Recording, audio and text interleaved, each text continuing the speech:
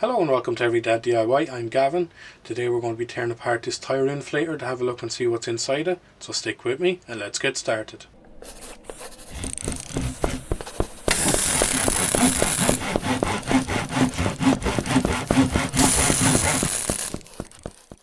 Today we are going to be taking apart this fella. So I'll give you a quick review of it. It's terrible. Don't buy it. Don't waste your money. I'd say I've used it a total of 15 times maybe. It no longer works, won't pump anything. Even when I had it new, it was extremely slow. You can only run it for 10 minutes at a time, and you would have to run it for the full 10 minutes to get any kind of air into your tyre.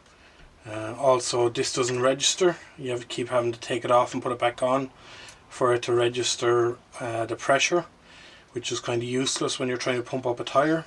It ran off the cigarette lighter, which was grand.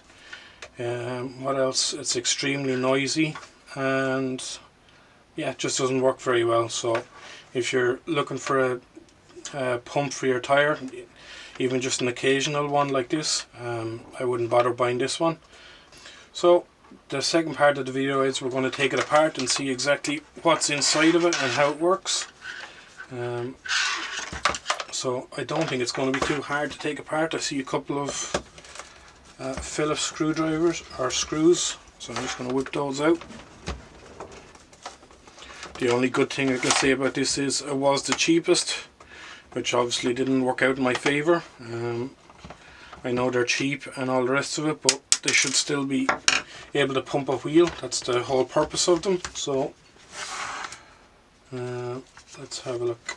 So I'm just going to cut that wire off. Okay. Let's dump the crap out of the way. Okay, so there's a closer up look of what's inside of it. So it looks like this is some kind of little piston. So this is the capacity of the pump. So whatever small amount of air it can get in there, it shoves out through this. So you can imagine the capacity of that is going to be absolutely tiny. So that's why it takes so long. We've got a big motor here. The motor still works. It turns on and makes noise and all the rest of it. But whatever is wrong with this part, maybe it's not sealing anymore, but it's not pumping up the wheels. So let's pull the rest of the stuff out and see what it looks like.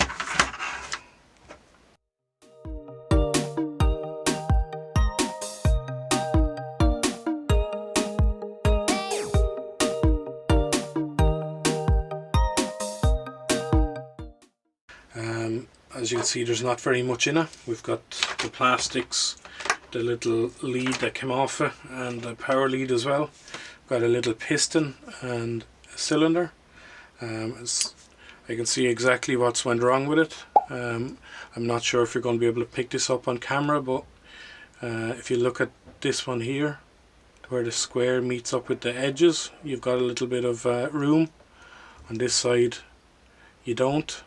It's almost down to the corners, and if you look at the side of it, you'll be able to see all the score marks and all on the side, and there's a lip on the bottom of the piston all the way around, except for this portion here where it's all been ground off.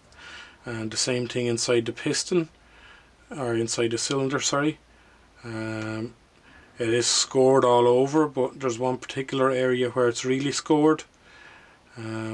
It's hard to see but with my eye, to be honest, so I don't think you're going to be able to see it. But so essentially what was happening was the piston was in crooked like that, and it was wearing on one side, and just wore itself down. And then you can see the big gap then it creates on this side where all the air just gets forced out. So instead of being able to push air out this way and out into your wheel, the wheel was able to push air back in and out through this. So your air, it's not putting any air in, and the air can actually come out instead. So that's the part that failed. So then you've just got a cast piece, the gauge, which is crap, a little sprocket which is no use. Motor still good. We'll use that in something in the future, and an on-off switch. not so good. Everything else is going in the bin. Okay, so that brings us to the end of this video.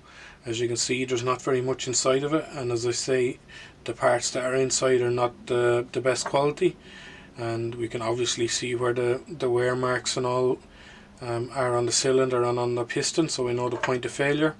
The only pieces that I'm going to keep here are the motor and the switch. They're the only pieces that are actually worth keeping. As I say, this lad is plastic and he wasn't reading very well anyway, to be honest, so I wouldn't trust it. Yeah, so other than that, thanks for watching. If you liked the video, give it a thumbs up, and if you haven't already, hit that subscribe button. See you in the next one.